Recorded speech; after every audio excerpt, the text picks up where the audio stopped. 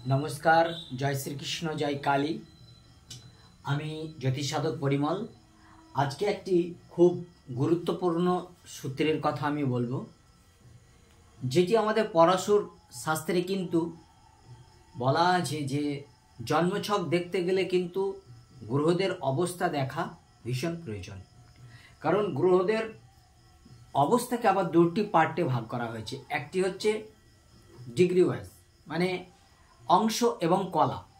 जेमन धरुन ग्रहदेर बाल्य अवस्था, कुमार अवस्था, युवक अवस्था, बृद्ध अवस्था एवं मृत अवस्था, এই যে পাঁচটি অবস্থা সেটা তো আমরা अंश और कला देखे ए करब যে বিষম রাশিতে কোন গ্রহ আছে, সম রাশিতে কোন গ্রহ আছে।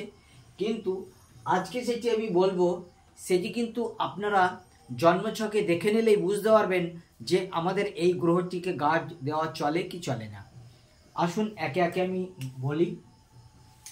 আমাদের যেমন এক নম্বর হলো দীপ্ত, গ্রহদের দীপ্ত অবস্থা। দু নম্বর হলো গ্রহদের দিন অবস্থা। তৃতীয় হলো গ্রহদের স্বাস্থ্য অবস্থা। চার হলো মুদিত অবস্থা। পাঁচ হলো সুপ্ত অবস্থা। ছয় হলো পরাজিত অবস্থা।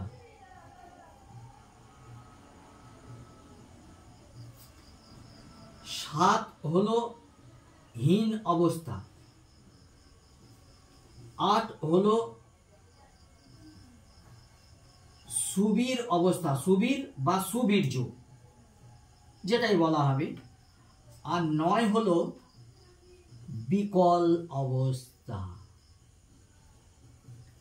আপনারা যদি আমার কোনো জ্যোতিষপ্রেমী মানুষ যারা জ্যোতিষকে নিয়ে নাড়াঘাটা করেন, যারা ফোনে অ্যাপস বার করে নিজের জন্মছক দেখেন, তারা প্রোগ্রামটা দেখলেই বুঝতে পারবেন যে এই গ্রহকে গার্ড দেওয়া যাবে কি যাবে না। দেখুন দীপ্ত গ্রহ, এই দীপ্ত গ্রহ কাকে বলে?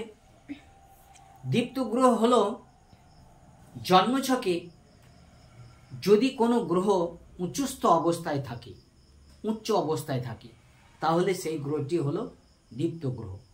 যেমন আমি এখানে লিখি, এখানে ধরুন 12 নাম্বার আছে। 12 নাম্বার মানে মীন রাশি, এটা হচ্ছে মিথুন লগ্ন।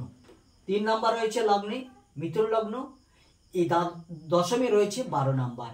তাহলে 12 নাম্বার মানে মীন রাশি। তাহলে মীন রাশিতে কোন গ্রহ উচ্চস্থ হয়? শুক্র গ্রহ। শুক্র গ্রহ উচ্চস্থ হয় মীন। মীনের ঠিক অপোজিটে রয়েছে কন্যা। তাহলে এই শুক্র নিচস্থ হবে কোথায়? কন্যা রাশিতে। এখানে কিন্তু উচ্চস্থ আর এখানে হবে নিচস্থ। কে হবে? না শুক্র হবে। তাহলে দিন গ্রহ কাকে বলে? দীপ্ত গ্রহ হলো উচ্চস্থ গ্রহটি হবে দীপ্ত, আর দিন গ্রহ হবে নিচস্থ গ্রহ। তাহলে জন্মছকে আপনার যদি কোনো গ্রহ জন্মছকে নিচস্থ অবস্থায় থাকে তাহলে সেই গ্রহটি হবে দিন গ্রহ, অর্থাৎ খুব দরিদ্র, খুব গরিব। সেই গ্রহটি কিন্তু মূলত কোনো ক্রিয়াকর্ম করতে পারবে না। এবারে আসি স্বাস্থ্য গ্রহ। স্বাস্থ্য গ্রহ কাকে বলে?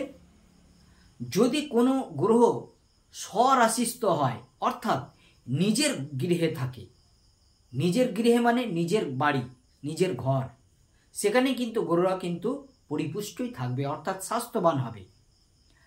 আর স্বাস্থ্য গ্রহ কাকে এবারে বলি? নিজের গ্রহ। ধরুন এটি মিথুন লগ্ন, মিথুন লগ্নে এখানে রয়েছে কে? বুধ। তাহলে বুধ কিন্তু মিথুন লগ্নের ক্ষেত্রে স্বরাশিতে আছে, অর্থাৎ নিজের গৃহে আছে। তাহলে কিন্তু বুধ কিন্তু স্বাস্থ্য গ্রহ হবে। এবারে মুদিত গ্রহ।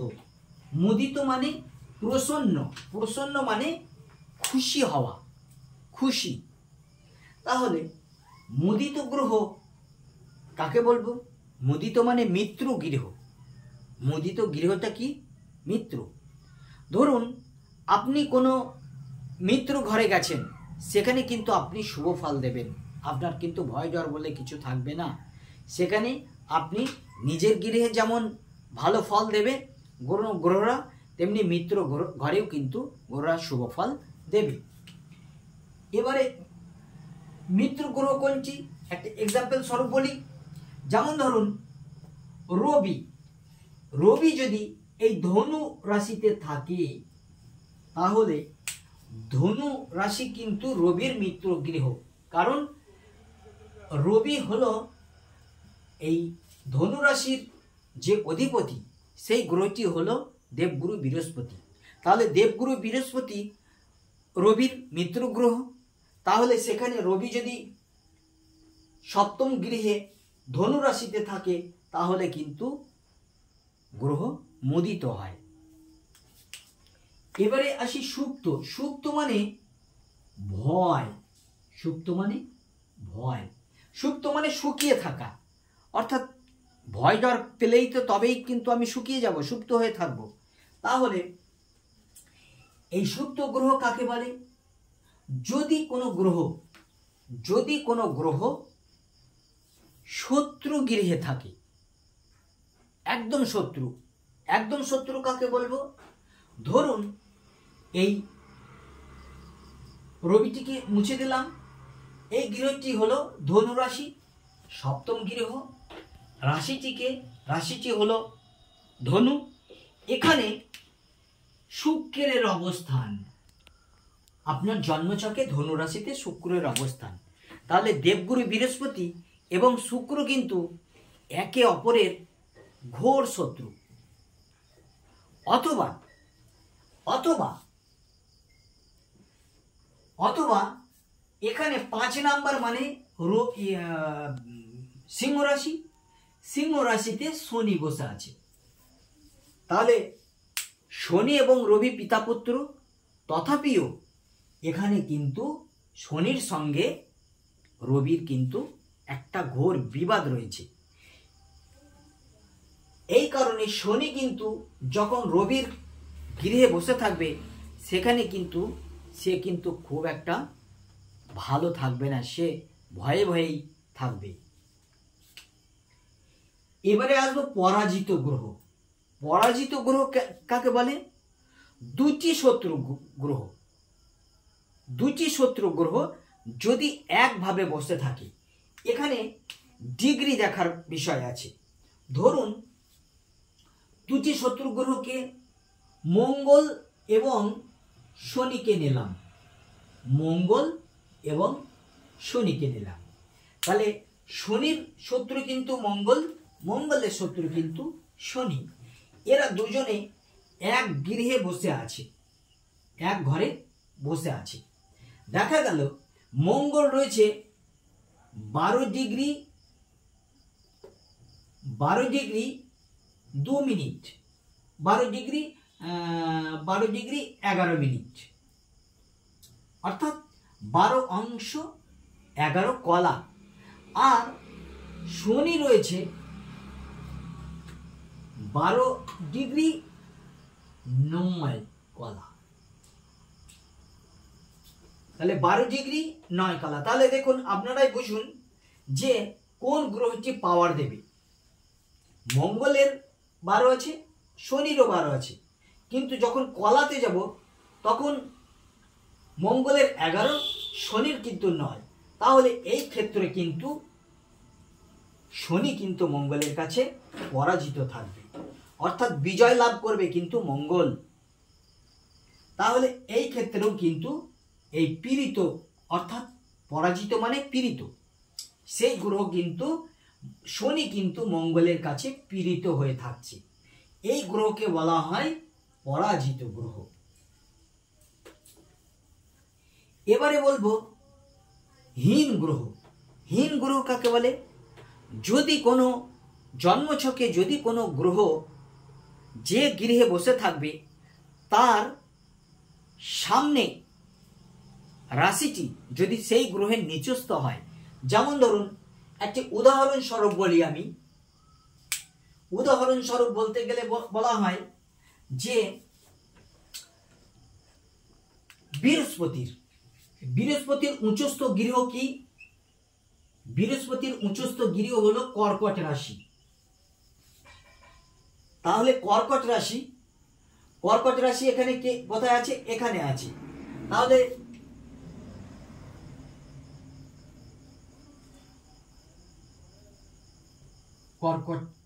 কর্কট রাশি না, কর্কট হচ্ছে উচ্চস্থ রাশি বৃহস্পতির।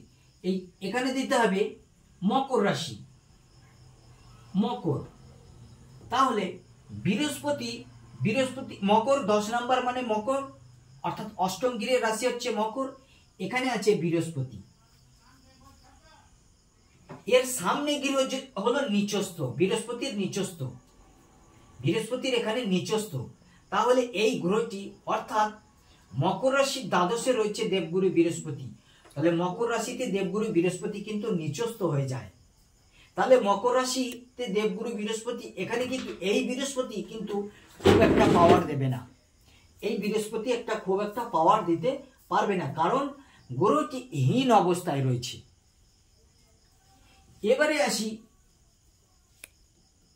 সুবীর গ্রহ, সুবীর বা সুবীর্য যাই বলবেন। বৃহস্পতি আছে এই কর্কট রাশি।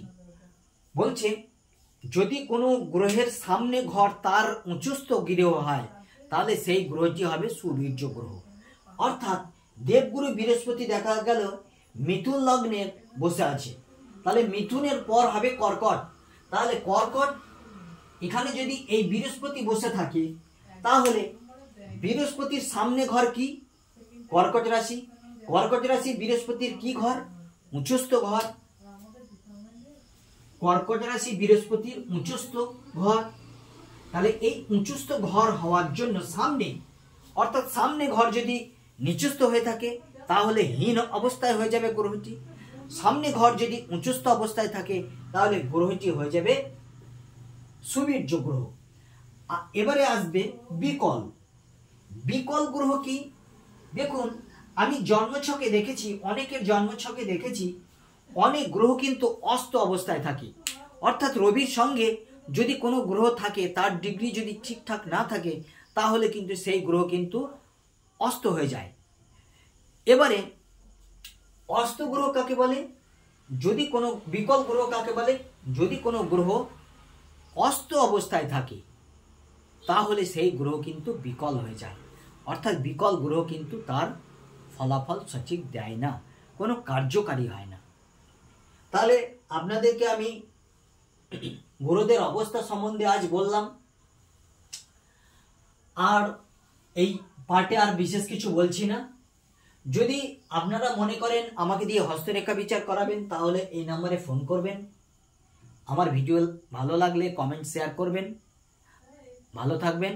জয় গুরু, নমস্কার।